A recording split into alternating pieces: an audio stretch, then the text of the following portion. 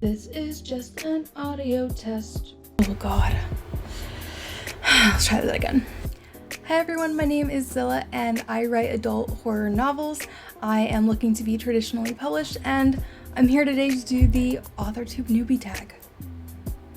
Hopefully my kids don't come down. I do want to give a shout out to Jenna Streety. I'm going to be taking her Authortube Newbie questions, the second version of them, and I will link that if you're looking to do your own down below. First, I just want to thank all of the Authortubers who have put up videos for just how to start your YouTube, why to start your Authortube, because I was on kind of the edge of wanting to do this, and luckily I got to talk to my friend Bree, which was amazing, and I will link her down below as well.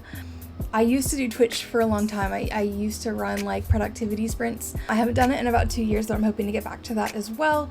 I just had so much fun talking to everybody about their projects and helping motivate them and just kind of just being part of the community, because I'm kind of more of a Twitter blue sky girly, and I want to branch out. I want to look at the business side of writing as well as just the craft side and the art side. Super big thanks to all the people that have put up videos for me to watch and study, and not even kidding, I did take notes, but y'all aren't here for that. Let's go ahead and get into it. Okay, question 1. What's your book's pitch?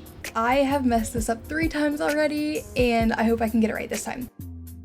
Murder Night at Hotel Adair is basically Scream meets Ghost Ship meets Handyman method. There is a genre-aware protagonist, lots of horror movie rule discussions, and there's a lot of psychological unraveling between this very, very close-knit college friend group, and there's this Final Destination vibe with all of my deaths.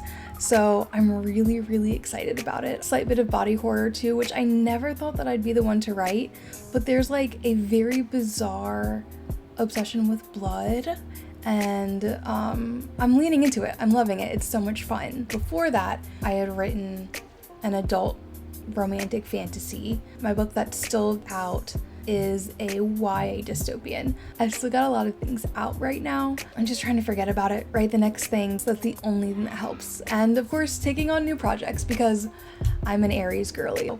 Let's move on to question 2, which I'm not gonna lie to you is probably the worst thing that could have been on here. Question 2.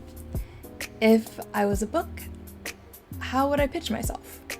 I'm a tough love hype girl. I think that's what my person would be. Question number 3. What do you usually write? I usually write Discord messages. I usually write tweets. I usually write blue sky posts. No. I've been trying to find the genre that I belong in and the group of people that I belong in. If something doesn't work for me, if something's not feeling right, if something is not going to get me to my goals, I'm very quick to let go of it. I'm very quick to say Marie Kondo, you're not giving me joy. Thank you, I appreciate what you've done for me, and I'm moving on. What I've written before, I've done well, I think, but it hasn't felt like I wanted it to feel for my career. And so therefore, thank you, I appreciate what you've done for me, fantasy and dystopian, but I'm moving into horror. And to be honest, I don't think that I want to leave horror. Question number 4. What's something you'll never write? Oh gosh. Well, happy Pride Month. It is June 1st, and I will never write romance. I am an asexual writer.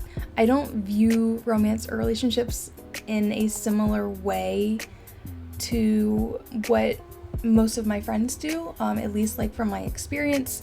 My first book, I talked about, was a romantic fantasy, and it was pulling teeth trying to get these characters to have chemistry, and really the relationship that people loved was my main character and her best friend, and I love writing friendships. Those make a lot more sense to me than a romantic relationship. I've been trying to put my focus on that instead of on romance, without getting into the deep Zilla lore. Romance is not really for me. Am I gonna write nonfiction one day? Maybe. I love history. I love the publishing industry. I think it's absolutely bizarre in the way that it works and doesn't work. I can see myself doing something like that one day. Or like a pop culture on like classic slashers, would love to do that. Question number 5. What's your goal for starting an Authortube channel? I feel like I've gone to different people to ask about Authortube and like whether or not I should start and whether or not like this is worth the effort, and this has come up in every single conversation. Why am I doing this? It's for an outlet because I have a lot of thoughts about the industry.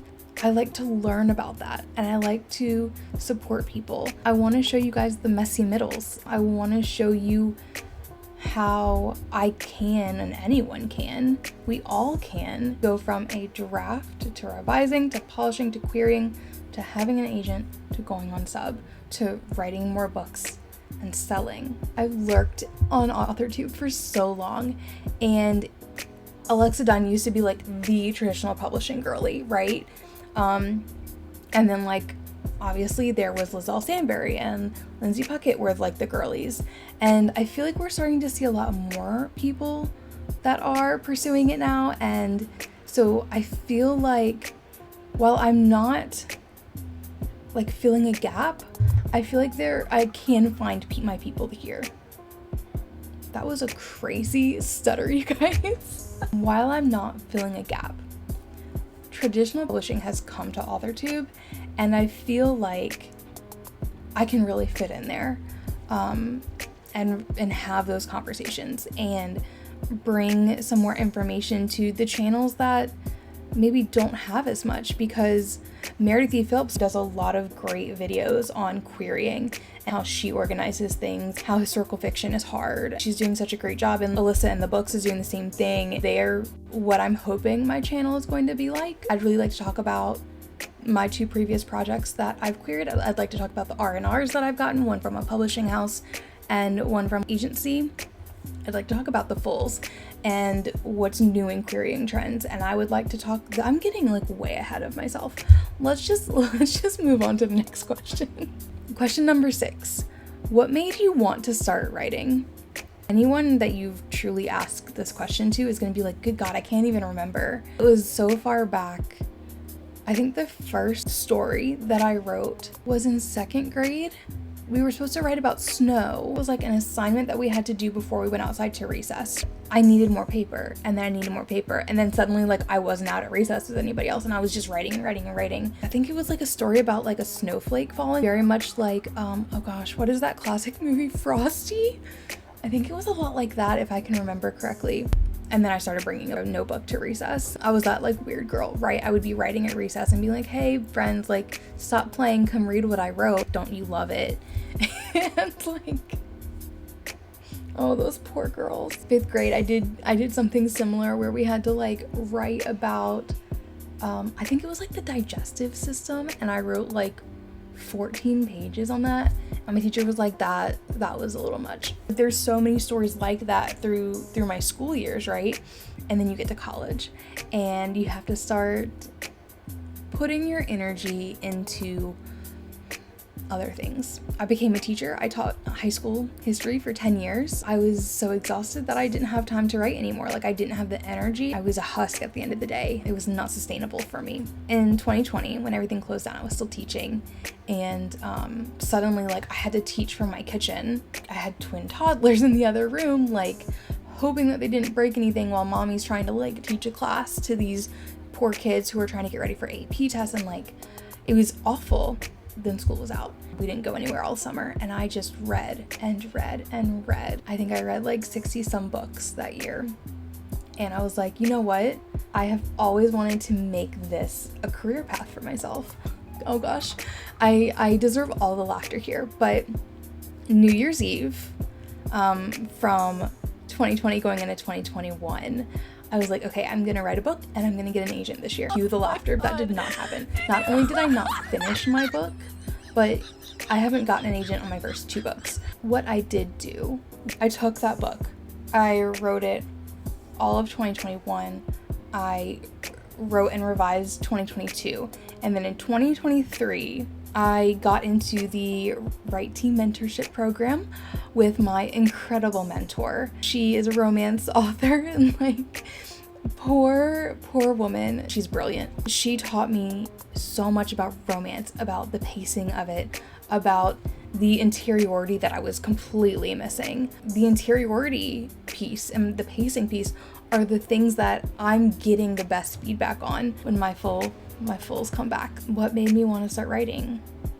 I don't think I could help it. I think that might be the answer for a lot of people, but also I just had all of these things happening in my brain and I wanted to explore them and I wanted to see where these scenarios led. Later on, I realized I had OCD and would ruminate. You don't think about that as a child. You just think, I have all of this creativity. I have all of these, I don't want to say voices in my head, but like you have these creations. Let's move on. Question number 7. What's your publishing path? I'm pursuing traditional publishing. I have queried 2 books. I'll like very quickly get into my stats here. What I love to do is look at people's stats, and I will like search YouTube for like querying updates on like people that I don't even follow, people that don't even write the same thing as me, people who are trying it for the first time or the 8th time or like whatever. Like I just love it. Querying is such a enigma. After my mentorship, my mentor and I decided like we would set a goal, right? And my goal was to get 2 full requests. That's all I wanted, to prove that I could do it, to prove that at least 2 agents could see my pages, my idea, like with their clients. Like I could be a real author. I ended up getting 11 full requests. It was a wild thing for me. And I actually still have a couple of fulls out for that. But obviously I stopped querying that in, I guess, last year, and started querying my second book. My second book is the YA dystopian, and that got, oh gosh, I'm still technically querying that. I'm not like actively sending out new material, but I still have, I think it's 14 fulls out. For both books, I got an R&R. Different people. My first book was with a publishing house, and I did complete it. I did not turn that R&R back in because they did want me to up the romance, and I just didn't feel like that was authentic of me. I didn't feel like it was necessary for the story, but I understood that that was kind of their brand. I used that draft in other queries. My second book is still technically out. I did have an R&R with an incredible agent. She gave me wonderful feedback. I'm so grateful to her. Like I can't even express how grateful I am. It made me realize that I do belong in this industry, and I just have to have the right book. And I think that's the hard thing about traditional publishing is you can have all the talent in the world, you can have all the skill in the world, you can put in all of these hours and all of the effort and the tears and like whatever else, right? But it, like, the stars have to align, and if they don't, like, save it for your backlist. I'm gonna keep querying because persistence is what makes this happen. I really feel like I can do this. Question 8. What content do you bring to the Authortube table? I really want to talk about querying. I want to talk industry with everybody. Like, I want to make YouTube another extension of me, another extension of my brand and my social media. I really want to talk about how I'm leveling up my craft and what I feel like I have to work on. Nothing that I do is going to be perfect, whether I'm querying and being rejected or whether I'm getting published and 5-star reviews on Goodreads. I want to document that for myself, for everybody else who maybe need to pick me up. I've sure used other people's stories. I've used other people's YouTube playlists. Oh gosh, I watch Lindsay Puckett's querying playlist nonstop.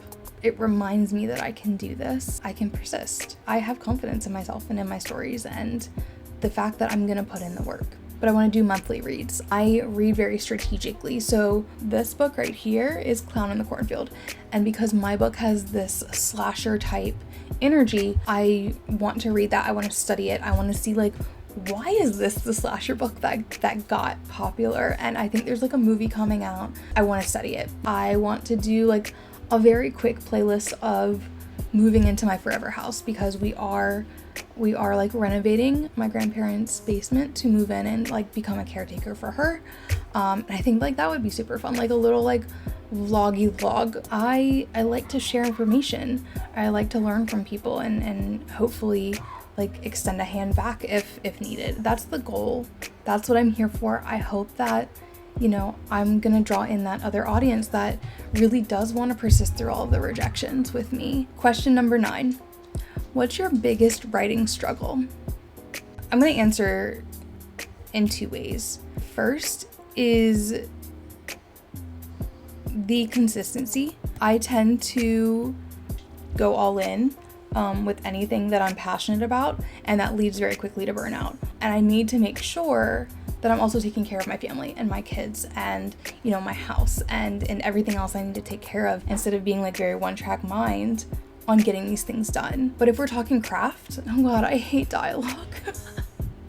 I don't think I've ever told anybody that. I really hate writing dialogue. I love character, and I feel like I know my characters, but I think so hard about what they should say and how they should say it and when they should say it, that it becomes something that's a little bit more stilted than I'd prefer. If I could just write like a one-person book, I probably would. Question number 10. What's your best writing skill?